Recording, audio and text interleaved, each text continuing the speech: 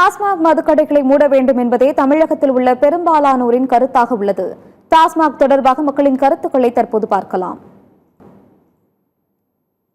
நம் முதல்வர் ஜோசப் விஜய் முதல்வர் ஆன பின்னாடி ஏராளமான மதுக்கடைகளை எடுத்தனால இளைஞர்கள், பள்ளிக்கூடத்து பிள்ளைங்க வீதி ஓரத்தில், ரோட்டோரத்துலாம் நிறைய பிளாக் பண்ணிட்டு இருந்தாங்க. அதையெல்லாம் தடுக்கப்பட்டுட்டாங்க.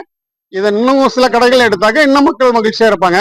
சில இடைஞ்சல்கள், இடையூறுகள், பெண்கள் வழிமறிச்சு சில தீமைகள் நிகழ்றதுலாம் தடுக்கப்படும். முதல்வர் தான் மனம் வச்சு இன்னும் கொஞ்சம் கடைகளை எடுத்து மக்களை சந்தோஷப்படுத்த நல்வழிப்படுத்தணும். இதை செஞ்சா நல்லா இருக்கும். மாண்புமிகு தமிழக முதல்வர் டாஸ்மாக் நிறுவனத்தில் செயல்படக்கூடிய 717 கடைகளை மூட உத்தரவிட்டார். அது பொதுமக்கள் மத்தியிலும் விவசாயிகள் மத்தியிலும் மிகப்பெரிய வரவேற்பை பெற்றுள்ளது.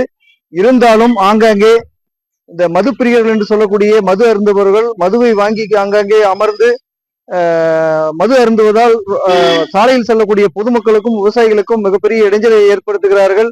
அது மட்டுமல்லாது அங்கேயே மது அருந்திவிட்டு அந்த பாட்டிலை அங்கேயே உடைத்து விட்டு செல்கிறார்கள். இதை அரசு கவனத்தில் கொண்டு அந்த மது அருந்துபவர்களை உடனடியாக அங்கு தடை செய்ய வேண்டும் என்று பொதுமக்கள் சார்பாக கேட்டுக்கொள்கிறோம். தமிழக அரசாங்கம் 712 மதுக்கடைகளை, டாஸ்மாக் கடைகளை பூட்டுவதற்கு உத்தரவு போட்டிருக்கின்றது. இது மகிழ்ச்சியானது. ஆனால் அதே நேரத்தில் மணமயில் மன்றம், ஹோட்டல்ங்கிற பெயர்ல நிறைய கிளப்புகள் பெயர்ல நிறைய புதிய மதுபான கடைகளுக்கான லைசன்ஸை புதிய அரசாங்கம் கொடுத்திருக்கிறது. மிகப்பெரிய அளவு வருத்தம் அளிக்கின்றது. சாராய கடைக்கிறதுனால பெண்கள் ரோடு நடமாட முடியல, மாணவர்கள் பள்ளிக்கூடத்து பக்கம் போக முடியல.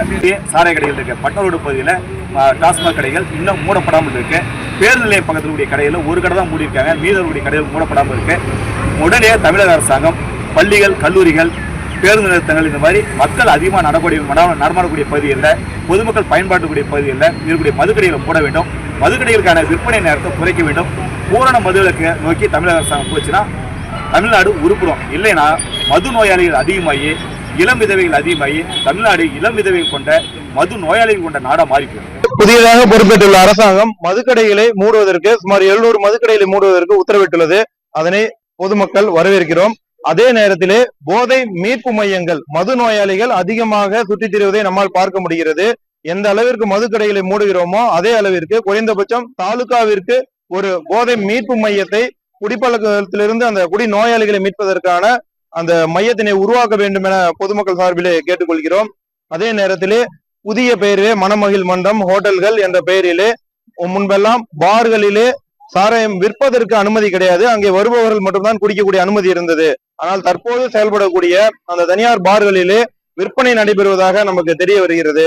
இதனை தமிழக அரசாங்கம் உடனடியாக நிறுத்தி பார் விதிகளில் திருத்தம் செய்ய வேண்டும். அதுல பரளி செல்லும் சாலையிலிருந்து ஒரு 3 பரலாங் உள்ள ஒரு டாஸ்மாக் கடை இயங்கிட்டு இருக்கு. அது ஊருக்கு ஒதுக்குப்புறமா இருக்கிறதுனால அவங்க பாட்டுக்கு வராங்க, போயிட்டு இருந்தாங்க. தற்பொழுது அந்த கடையை எடுத்துட்டு ரோடுக ஒட்டி கொண்டு வந்து போடுறதுக்கான ஒரு முயற்சி செஞ்சிட்டு இருக்காங்க. அந்த பாதைங்கிறது புகழ்பெற்ற கோயில்கள், பள்ளிக்கூடத்துக்கு போகக்கூடிய ஒரு முக்கியமான சாலையாகும். இங்க போட்டாங்கனாக்கா சிறுவர், சிறுமியர், மாணவர்கள், வயதானவர்கள் இப்படி எல்லாருக்குமே மிகப்பெரிய அளவுல பாதிப்பு ஏற்படுறதுக்கு வாய்ப்பு நிறைய இருக்கு. பாலியல் தொல்லை ஏற்படலாம், கொலை, இந்த மாதிரியான முயற்சிகள் ஏற்படலாம். தனியா இருக்கிற பெண்கள்கிட்ட வழிப்பறி பண்ணலாம். இப்படி பல்வேறு சமூக குற்றங்கள் நடக்கிறதுக்கு மிகவும் அதிகமான வாய்ப்பு அங்க இருக்கு. எனவே தயவு செய்து ஏற்கனவே இருந்த இடத்துல இயங்கட்டும், அல்லது இன்னும் வேற எங்கேயாவது கொண்டு போய் போட்டாலும் சந்தோஷம்.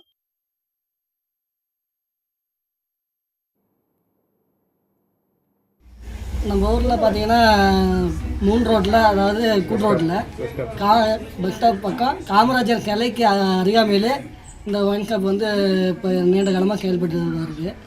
இதில் பார்த்தீங்கன்னா நிறைய பொதுமக்களுக்கு போக்குவரத்துக்கும் பள்ளி மாணவர்கள் அந்த வழியில் டெய்லியும் போயிட்டு வராங்க. அதுக்கு இடையூறாக இருக்குது. அதே மாதிரி கடைத்தெருவுகள் மகளிர் அந்த ஏரியாவோட எல்லாமே யூஸ் பண்ணுறாங்க, போகிறாங்க, வராங்க. கூட்டம் அதிக ஒரு 5லேருந்து 6 மணிக்குள்ளே பார்த்தீங்கன்னா கூட்டம் நெரிச்சல் அதிகமாக இருக்குது. இந்த கூட்டு ரோட்டில் அந்த 3 இடத்துல ஒரு இடம் போடுற இடத்துலையும் எடுக்கிறதுனால போக்குவரத்துக்கு நிறைய இடையூறாக இருக்குது. அதே மாதிரி இந்த ஷூ கம்பெனி, ஓலா கம்பெனி, இந்த சுக்காடுக்கு போகிற தொழிலாளர்கள் அதிகமாக இந்த பக்கத்தில் போய் வர்றதுனால வாகனங்களுக்கு வந்து ரொம்ப இடையூறாக இருக்குங்க. பஸ் ஸ்டாப்பில் வந்து கடை இருக்குது, ஷூ கம்பெனி போகிற பசங்க, ஸ்கூல் பசங்க, ஒயின் ஷாப்னா ஒயின் ஷாப் இருக்குது. அந்த கடையை வந்து ஒன்று இப்போ எடுத்துருந்தோம், இல்லையா வேறு தாலும் மாற்றுங்க. ஷூ கம்பெனி போகிற பஸ்ஸெல்லாம் வந்து ரொம்ப சிரமத்துக்கு ஆளாகிறாங்க. அதனால் வந்து கடையை மாற்றுங்க. பஸ் ஸ்டாப்லேயே இருக்குது, ஸ்கூல் பள்ளிலாம் ஏகப்பட்ட பிரச்சனை இருக்குது. அதனால் வந்து இந்த கடையை வந்து சீக்கிரமாக வந்து எங்கேயாவது நீங்கள் மாற்றணும். ஆக்சிடெண்ட் ஆகுது. Shoe company bus, Ola company bus எல்லாம் வந்து சாயந்தரத்தில் வந்து பஸ்ஸு திரும்புறதுக்கு வந்து வழி இல்லை, ரோட்லேயே வந்து வண்டிகள்லாம் நிற்கிது. அதனால் வந்து கூடிய விரைவில் இந்த கடையை வந்து அகற்ற மாதிரி முதலமைச்சர் விஜய் அவர்களுக்கு வேண்டுகோள் வைக்கிறேன். இந்த ஒயின் ஷாப்புக்கு இருக்கிறதுனால இங்கே பாருங்கள், இந்த ரோட்டில் போகும்போதெல்லாம் ரொம்ப ஆக்சிடெண்ட் ஆகுது. அதே மாதிரி இங்கே ஒரு ஹோட்டல் இருக்குது, இந்த ஹோட்டலுக்கு பட்டுப்புள்ள வரதுக்கு ரொம்ப சங்கடமாக இருக்குது. புடிச்சு என்ன பண்ணுறாங்க தெரியுமா, அப்படியே அந்த பக்கம் அப்படியே வந்துடுறாங்க. நைட்டு 12 மணினா கூட வந்து நைட்டில் வந்து கதவு தட்டுறாங்க. யாருன்னு கேட்டாங்க, நாங்கள் தெரியாமல் வந்துட்டோம் அப்படின்றாங்க. அந்த ஒயின் ஷாப்புக்கும் எங்களுக்கு என்ன ஒரு 200 மீட்டர் தான் பக்கமாக இருக்குது. நைட்டில் எப்போ வராங்க எப்போ போகிறோன்னு தெரிய மாட்டேங்குது. நாங்களும் நைட் ஷிஃப்ட்டுக்கு போயிடுறோம். அந்த நேரம் பார்த்தீங்கன்னாக்கா இந்த 7 வருமா இருக்கிறதுனால டக்குன்னு வீட்டுக்குள்ளே வந்துடுறாங்க. நாங்கள் எத்தனோ டைம் அடித்து நாங்கள் ஸ்டேஷன் நாங்கள் வந்து கொடுத்துக்கிறோம். ஸ்டேஷனில் என்ன சொல்கிறாங்கன்னா, இப்போ இவ்வளோ நேரத்து வரைக்கும் காலையில் எதுவும் பேசிக்கலான்னு அப்படின்னு சொல்லிடுறாங்க.